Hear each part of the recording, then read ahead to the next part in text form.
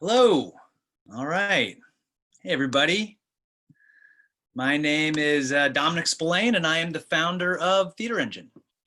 And I want to thank you all so much for coming to this discussion today. I'm really excited to talk to you about what we're up to and to hear your thoughts.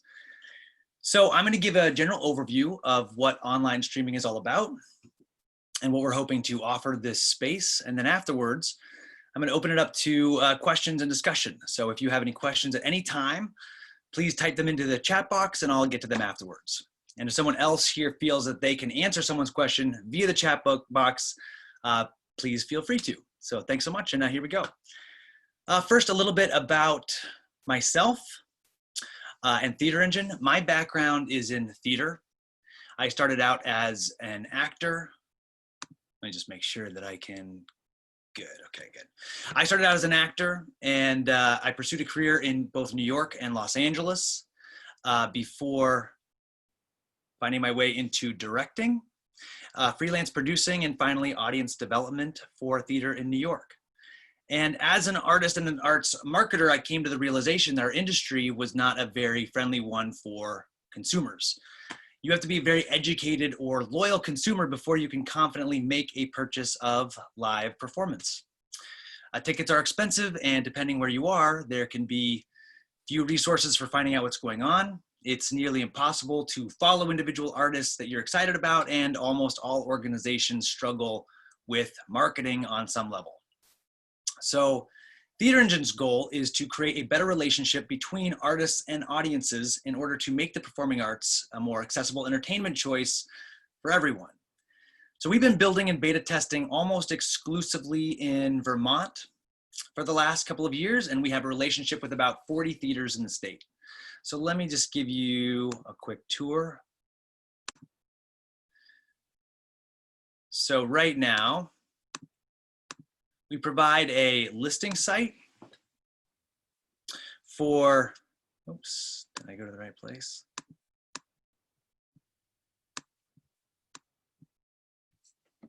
Let me just make sure that I am. Oh, I see what I've done. I'm sorry. 1 second, everybody. All right. So right now we are providing a listing site for upcoming shows that are sortable by location. So you see right here, we're in Vermont, and the shows that are available will come up. Each show has its own individual show page that hosts all the necessary information for ticket buyers. And then credits on show pages populate an IMDb-like database of artists, so you can see what everyone is up to and what work that they have done before. And you can also check out what different organizations are up to and what their upcoming shows are, or venues.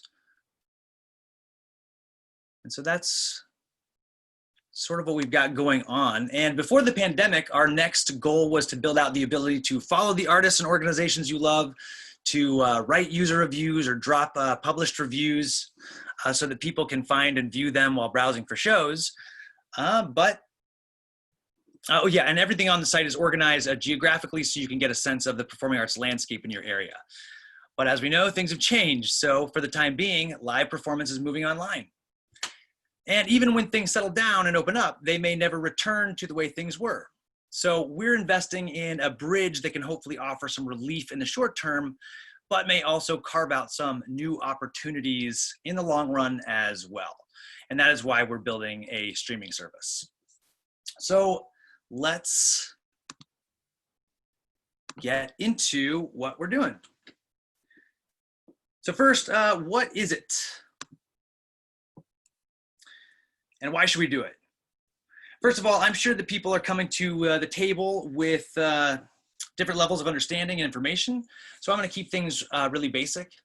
I'm also going to focus on options and solutions that are the least expensive. If price is less of an option for you or your organization, there are different solutions available, but I'm not going to get into those today.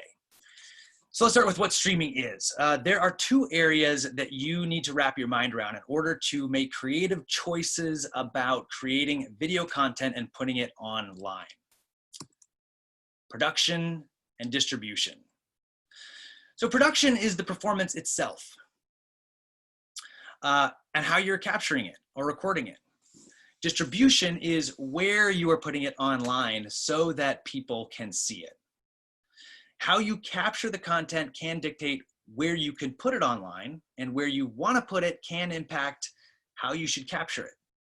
So let's talk about the three different kinds of content that you can create. So first, let's talk about Zoom, video conferencing, i.e. Zoom, right? So video conferencing software. Then there's traditional live stream with cameras. And finally, you can upload video files. Technically, all online video content of any kind is streaming to you from the internet.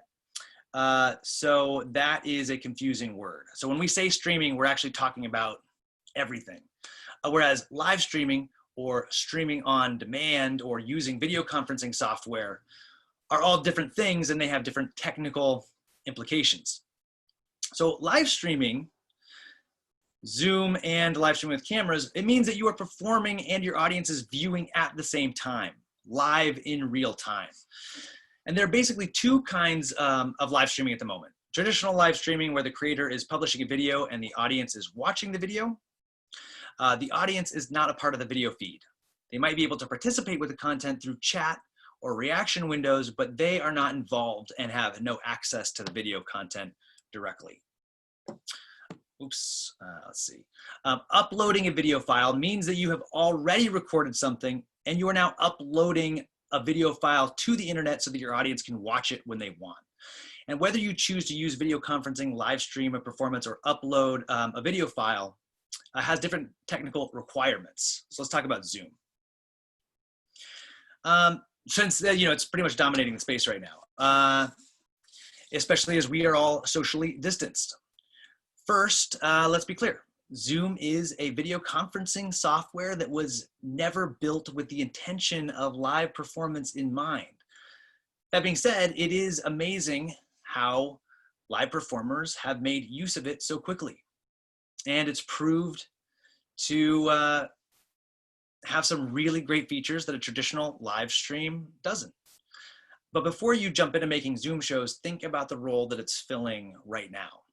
It is a great solution as long as performers can't be in the same physical space. It also has built-in distribution. So where does your audience watch a Zoom show? On Zoom. Or any platform that integrates with Zoom, like Facebook or YouTube. And the thing that I'm most interested in is that there's a very interesting relationship with the audience that can be had via Zoom that is definitely worth pursuing. However, once performers can be in the same physical space and creators start getting more ambitious with production value, it'll be interesting to see what happens to Zoom. So pros and cons are that it's live. Zoom can be your answer for production and distribution. Your performers can be in multiple locations, and there are great opportunities for audience engagement and participation. Cons: audio video from one performer to the next can be variable because of internet connections, making for a patchy audience experience. Lots of talking heads here, everyone wearing earbuds, not very interesting to look at. Everyone needs a reliable internet connection, and you'll need to pay a subscription for the software. So what about traditional live streaming? So traditional live stream is one-way video. Your audience is watching a video, but they are not connected to a video or a microphone themselves. There's an endless variety of what you can do here. At its most simple, you can live stream to certain platforms from your phone, tablet, or built-in camera on your computer. From there, you can advance to an external camera and microphone for better quality. And from there, you can advance to multiple external cameras and even multiple live stream feeds coming from different locations. And at each of these steps, you will encounter different equipment, costs, and technical considerations. So pros and cons: it is live. production value. You can ultimately capture whatever you have the imagination and budget for. There's really no ceiling for production value. And depending on the platform you publish to, there can be interesting audience participation and interaction using live comments and reactions. And you can start simple, even free, and add complexity as you get more comfortable.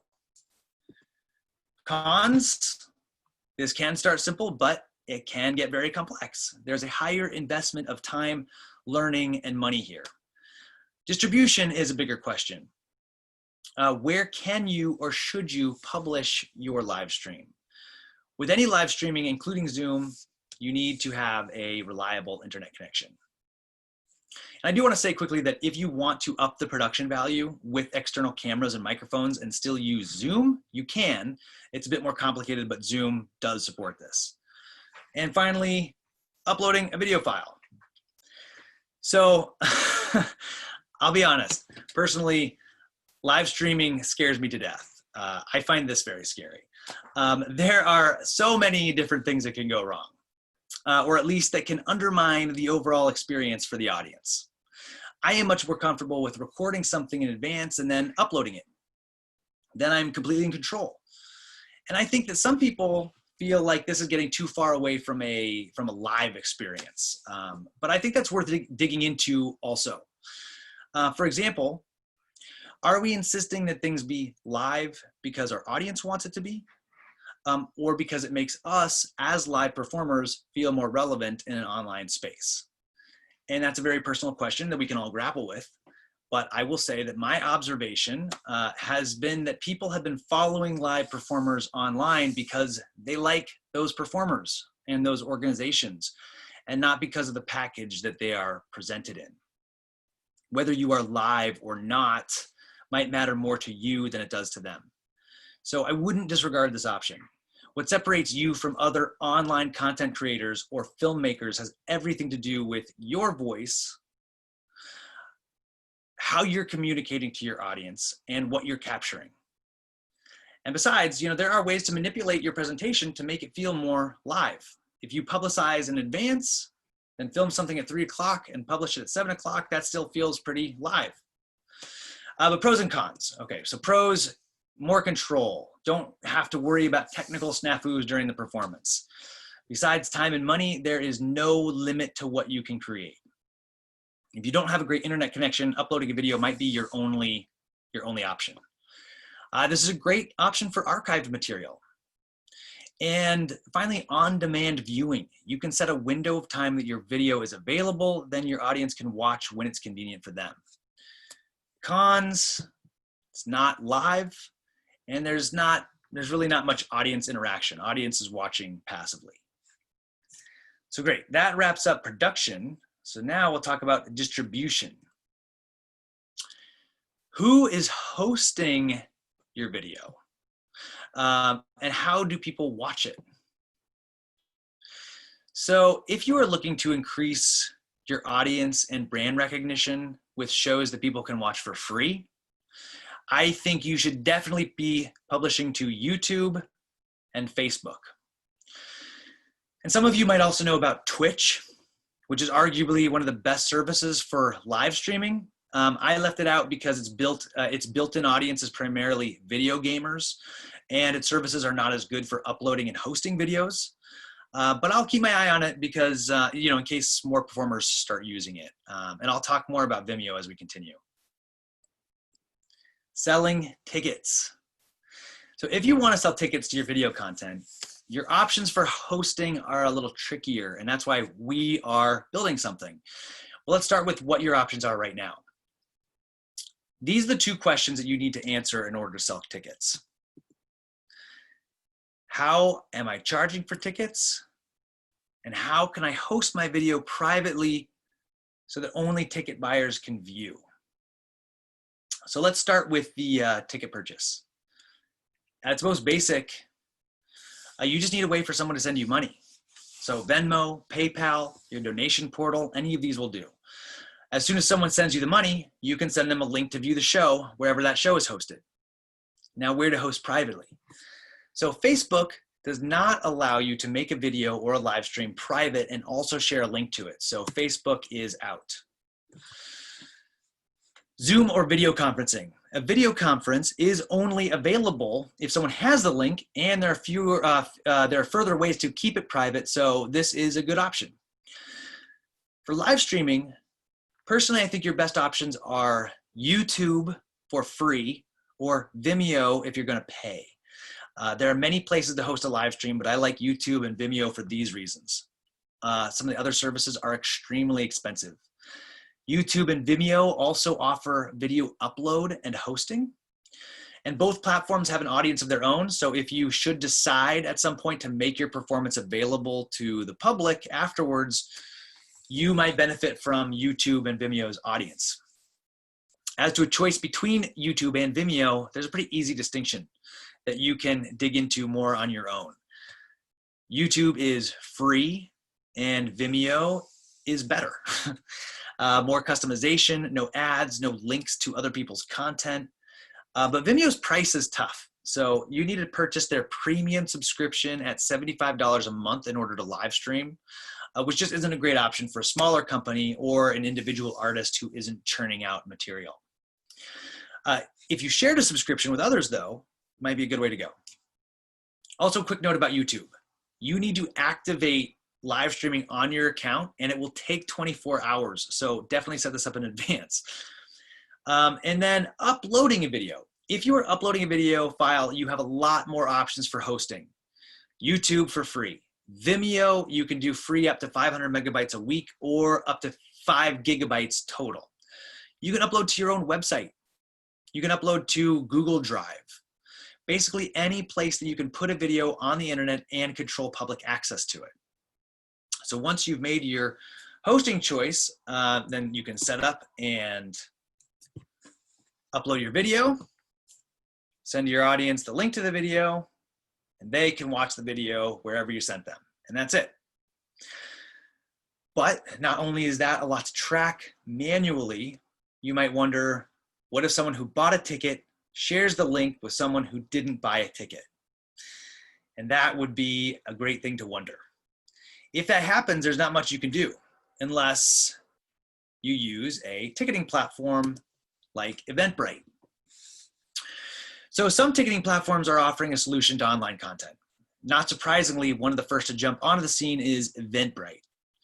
Besides offering a point of sale for your audience, they are also offering you a more secure place for people to watch your video, given that you are hosting your content somewhere else, which is to say that Eventbrite does not host your video. So let me explain. When you create an online show using Eventbrite, they give you these options for your video. You can drop in your webinar link, your live stream link, or your video URL. Once you give them these links, they use an iframe to display your content on a secure page that someone only has access to if they bought a ticket. So if you don't know, an iframe is a very simple piece of HTML that allows you to play video content on any page on the internet, provided that it's hosted somewhere else. So this is how this looks now. So you choose a place to host your video or live stream. Let's say you chose YouTube. You share that link with your ticketing provider, who gives you a secure portal where only ticket buyers can watch your content. You send your audience a link to buy the tickets, and that will also be the place that they watch your show. This is easier for ticket buyers, and it's a more secure option. So that brings us to what TheaterEngine is building and what are we adding to this space. So we're gonna be offering our services in 2 stages. So stage 1 is that we're gonna be offering online ticketing, a secure page for viewing, but no hosting. So like Eventbrite, in our first stage, you'll be able to drop a link to webinar, live stream, or video, and we'll provide the secure page where people can view the performance once they've bought the ticket. So we take the place of Eventbrite here, but including a lot of other services that we have that are built for live performers. Live streams and webinars will have show times, meaning that you can tell your audience the exact date and time of your performance, and a show may have as many show times as you want. Uploaded videos will be on demand with a time range for its availability. So you could say that a video is premiering on Friday at 7 o'clock and it will be available for as long as you'd like it to be. It can be available until Sunday or for 2 weeks. It's up to you. We will have 2 price points, a fixed price, including free. By the way, if your show is free, you can also use TheaterEngine alongside something like Facebook or YouTube as well, or a pay what you can. And once your show is created, you will have a show page where people can click a link to buy the ticket and return to once they want to watch the show. If you link a company page to this show, so this is by Northfield Middle High School, this show will also appear on the company page. If you assign any artist credits to this show, it will show up on those artist pages as well. And everywhere it's displayed, you'll have access to buy tickets and link to watch the show. It will also appear on our homepage. So if you add a location to your show, it will show up in that location, within that location, so that you can see what other local artists are creating. It will also show up in an everywhere view. Oops. Oh, how far did I go? Okay, good. So you can be found by audiences everywhere, and you can see what other people are doing all around. So there will be no subscription fee, either for content creators or audience members. TheaterEngine will take a percentage of the ticket sales as a service fee. So our next stage of our rollout will feature our own live streaming and hosting. So we will offer our own live streaming and hosting options so that you don't need to work with multiple platforms at once. And so that would look like this. You upload your video to TheaterEngine and send your audience the link. Done. Unless you're working with video conferencing software, which we are not going to build. So in that case, that would look like that. But also, if you enjoy hosting wherever you are hosting, whether it's YouTube or Vimeo because you bought your subscription, you can still host your video in other places as well. So, all right, so that brings us to basic equipment. And let me just say that this seems scarier than it is. It is true that things can get very complex and very expensive, but we also live in a world where one of the best cameras you can buy is already in your pocket. So let's start by saying that the best camera and microphone is the one that you already own. I'm really only going to talk about the bare minimum equipment so that you can see what you need in order to get on your feet. Once you start upgrading, there are many different choices that you can make. So for the record, if you are uploading a video, you only need a camera and a microphone. And you have your video, you have the video file, and you can upload it whenever you want. A lot of the extra equipment that we're going to talk about has to do with live streaming. So first, phone or tablet. Great camera and microphone. If you want to use your smartphone or tablet to live stream though, there might be some obstacles to where you can publish. So Zoom, great, go for it. Facebook, go for it. YouTube, your channel needs to have at least 1,000 subscribers before you can use, before you can do it from your mobile. Vimeo, you can do it with your premium subscription. By the way, I should just say that you can use your phone as an external camera hooked up through a computer, but that's a little bit of a different situation. Just want to say that. All right, computer. So you can use your computer's camera and microphone. You can use that for Zoom, go for it. Facebook, go for it. Outside of that, everywhere else, I mean, I think even maybe with YouTube, you need to at least use broadcasting software. So let's talk about that. Broadcasting software. So the great news here is that one of the best broadcasting softwares on the market is OBS, which is completely free, open broadcasting software. And it's not only is it free, but it's almost always listed as one of the best choices on the market, even compared with software that you have to buy. As to software that you have to buy, if you really dive into live streaming, you're going to start spending money on things. And one nice thing about some of the fancy broadcasting subscriptions that you can get is that it sometimes can consolidate some of those costs.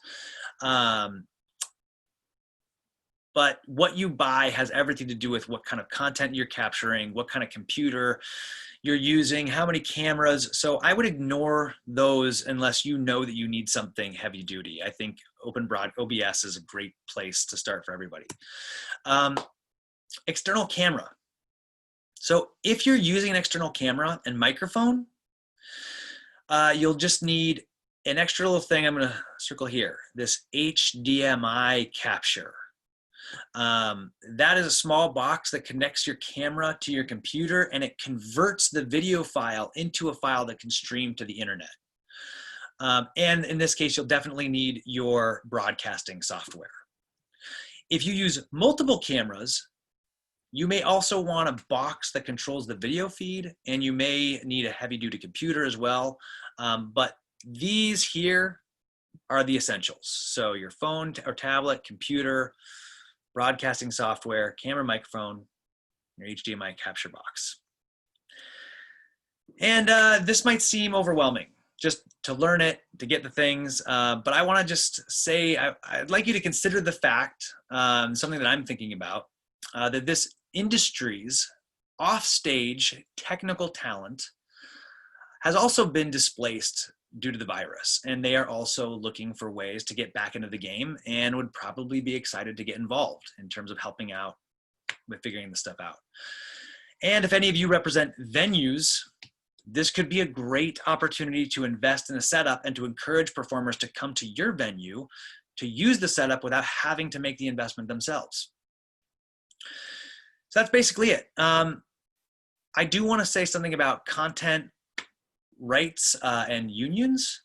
If you are any kind of live performer besides a capital T theater maker, your only barriers to entry are equipment, your technical abilities, and if you want to perform with others, what degree of social interaction that you are comfortable with.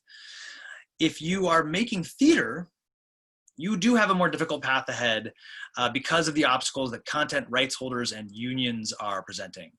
So we're following this closely, and we're hoping to help facilitate any opportunities in this area. I do want to say that this might be a great opportunity to develop new work online. Tim Barden from the Vermont Musical Theater Academy had a great suggestion. Online shows with ticketing could be an amazing way to serialize and monetize the development of new work, like an episodic Kickstarter campaign. You could sell tickets to live streamed readings, workshops, and design discussions of a piece of theater, raising money and awareness and loyalty for a new work all at once. Okay, so final thoughts. That's a great technical overview, but I just want to say, speak to this larger question that I think looms over this whole conversation. Will people buy tickets to online shows created by live performers and organizations, given the most obvious argument against, which is that there are lots of people who create content online already, who are better at it, and whose content is free? So first of all, let me say that people are already buying tickets to online content by people like you. So that's happening. Do not underestimate the loyalty of your audience. You have developed an audience of people who like you enough to schedule in advance, leave their houses, choose you over all nature of other cultural experiences, and often at a high ticket price. So they really like you. And further, with the entire global performing arts community being displaced, we have an opportunity to change general assumptions about what is free and what is not free on the internet. And if we achieve anything here, then that goes a long way towards making our lives easier when we come out of this. So, okay, great. That is it for me. And I would love to, if anybody has any questions or wants to ask any questions. Oh, let me make sure I can unmute people.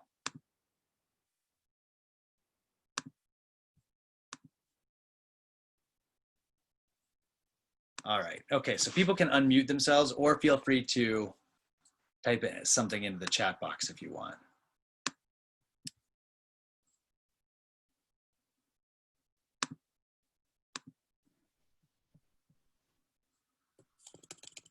Hi, Dominic. I'm gonna just start speaking because nobody else is yet. Thank you so much for all this information. And I've been saying for a while that we need to have more theater makers who are helping to facilitate the content that's being created. And just sort of to one of your last points that, why now, why us, why should we be inserting ourselves into it, is because we've been doing it, even though we might not have been doing it. We're not YouTube stars. But that's also the argument against reality television too. Like, we are in a serious world where reality television has taken over, and all the people who say, oh, well, I have an opinion and now I'm making my own platform and here I am. But those are reality stars. Those are not the people who are actually making relevant art. And I think, by necessity, we are here to find ways to create content that is reaching wider audiences. So I don't know. Those are just my initial thoughts, but I think it's really interesting what you're doing. So. Great, thank you. And I do want to say that in terms of the content we've seen online already from quote unquote live performers and organizations, I don't think we've seen anything yet. I mean, this is an entire industry, an entire global talent pool that has never stepped foot into this world before. And so I think that we're just starting to engage, and what we might see from this community could be really surprising and exciting. And so I think it's really more about, voices than it is about, skill level or background. Yeah. Okay, so I've got a question here. Let me see. What is the expected rollout of stage 1 and 2? That's from Rachel Sturm. So stage 1 could be within a month and a half. We're going to be, so that's mostly on our development side. It's about creating the screens for all of this to take place in. The Zoom integration, making sure that we have a secure iframe. So that's mostly a design challenge for us. And also we'll be integrating Stripe as how we're going to be taking payments and making sure that that's all secure. But this all sits nicely on the architecture that we have already. So that part shouldn't take too long. For example, I will just point out here that something that we would like to build out, if I was going to say stage 3 would be classes as well, because that is a place where this community is already excelling online really well. Classes don't fit so easily on top of our current architecture, which is why it's not coming at the same time. So I would say that step 1 is probably about a month and a half. And then stage 2, our own hosting, that's a bigger question mark. I mean, it depends on how much of what we get right in stage 1. If things are working well and that's going great, then we can move on to stage 2 quickly. If it takes a lot of time for us to finesse things, it could take a little bit longer. But I think that once we feel good about it, stage 2 could happen pretty quickly. Will you make this presentation available? Yes, absolutely. We are recording this and we will make it available. All right, as a video professional for 30 years, I have spent those years learning the field production skills, and now I'm assisting a religious group, and that path leads to buying maybe $2,000 for special switchers. But what you said about venues focusing on that is very interesting. Christian churches have pioneered that for decades. Yeah, and you know what? I would like to say something about the fact that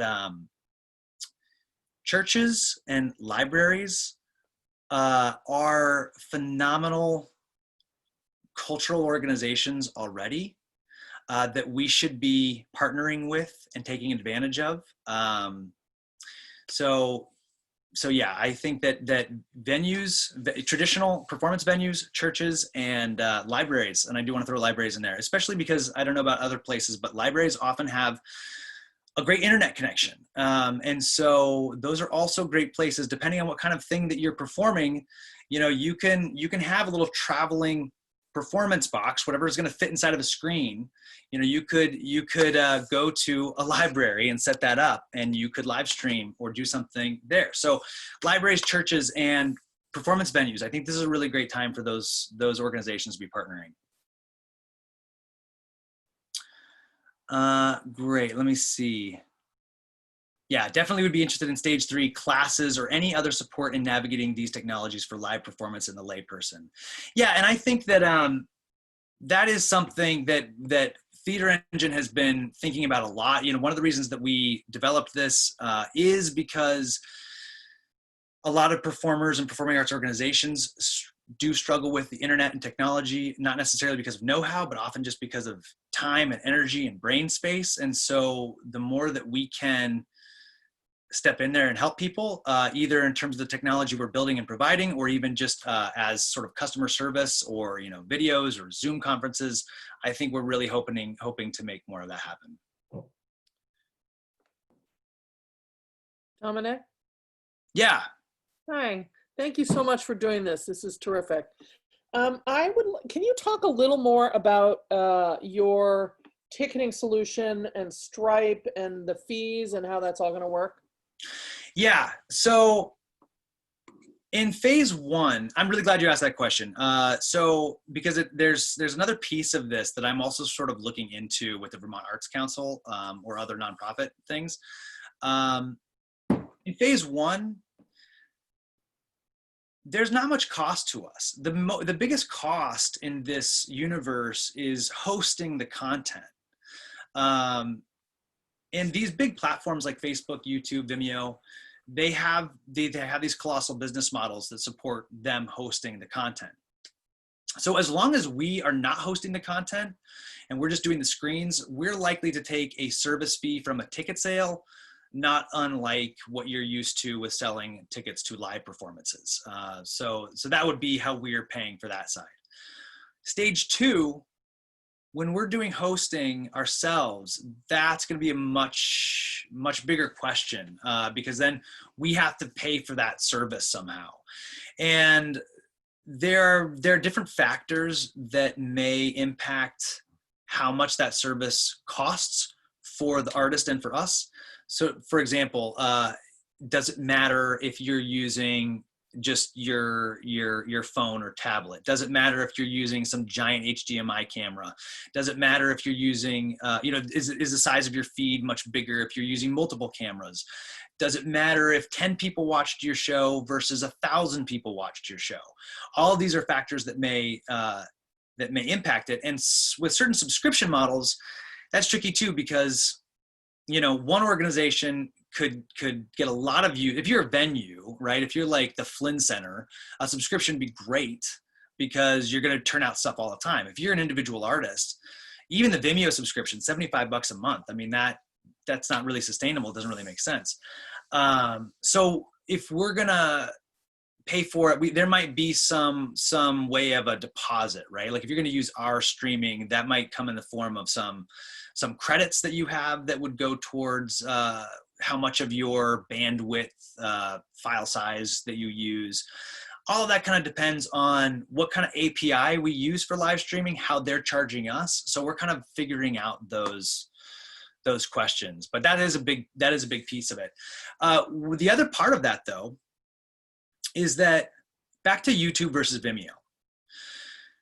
If you really get aggressive about live streaming and you're loving it and you really want to have this unique, awesome brand identity, you really want, Vimeo allows so much customization, these great analytics, there's a lot of things that Vimeo, I think there's a certain point where you might start to not enjoy being a part of this sort of YouTube universe, and you're going to want to start to pay for something. I will say that you know, and Vimeo, by the way, for a live streaming service is one of the least expensive. I mean, some of these things get up to like hundreds of dollars a month. So I do think there's an opportunity here for either like a Vermont, or, you know, either like a state-run arts organization or its own nonprofit to offer something not unlike public access television.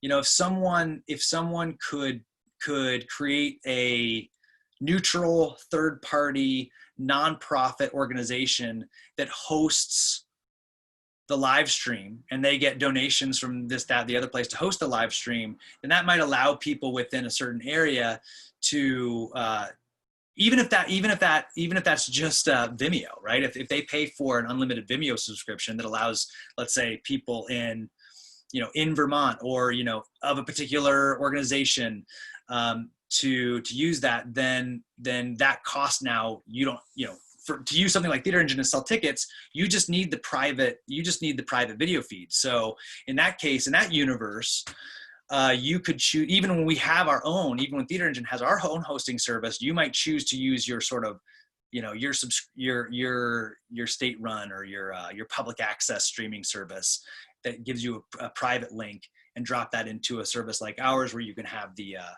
unique or the private ticketing wall. All right, great. Great, yeah, I'm hearing, so somebody says that they did a live stream performance at the local library and it worked really well.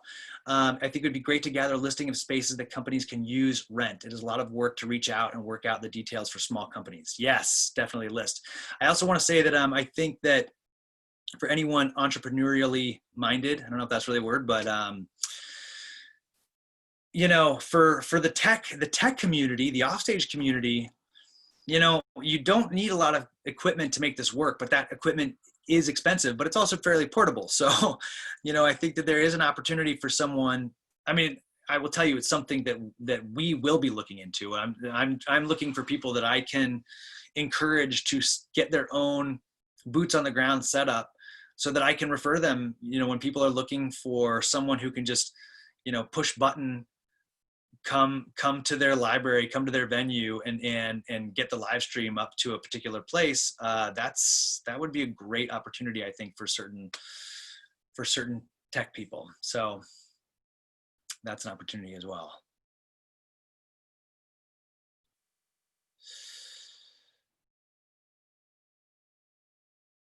Yeah, okay, I just want to say, yeah, so James with Hen Art Cartoons just says that you know, theater art that must be captured and retold or squeezed into a digital signal. So doing justice to the original art is so important. Then the fun begins on finding an audience and asking them to pay to view. Yeah, I also think that we can capitalize on some excitement here. You know, I think people are interested to see what new stuff might come out of this. What you know, when you think of an organization that you're excited about and you see them announce some new online thing, I don't know about you, but I personally am, each time I'm sort of like, ooh, you know, like what are they doing? I love that Montshire Museum of Nature and Science here in Vermont, you know, they went out to their farms and they did all kinds of stuff. I thought that was awesome. I want to see, I can't wait to see the same kind of creativity coming from live performers. I have a question that says, can you provide technical assistance to help us set up? Yeah, I mean, I think there's a boots on the ground version, which again, like to some degree, it depends on where you are and, you know, if we can refer you to someone. I do think, yes, we are going to, you know, as part of this launch, we're going to have our own sort of, you know, chat windows, right? So you might be familiar with this, you know, with other online platforms as well, you know? So if you're having trouble with it, you can talk to somebody with us and get some help and some instructions along the way. So yeah, I do think that there will be technical support.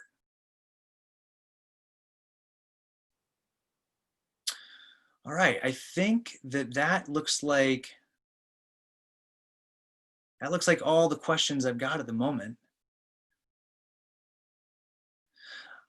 All right, so we are going to, I'm definitely going to post this. I will also post this online so you can share it or you can, you know, review any of this. And if anybody has any questions, that is an email. Oh, let me just see. I just did that privately. Here's an email that you can email us at. And I just want to thank everyone so much. And I can't wait to keep you posted and roll this out. And I welcome any other questions you guys have, or ideas or suggestions, anything else that you think we're missing and you think should be a part of this. Please, please, please. This is a great time to let us know that stuff. So excellent. Thank you so much. And good luck with everything. Thanks, Dominic. That was great.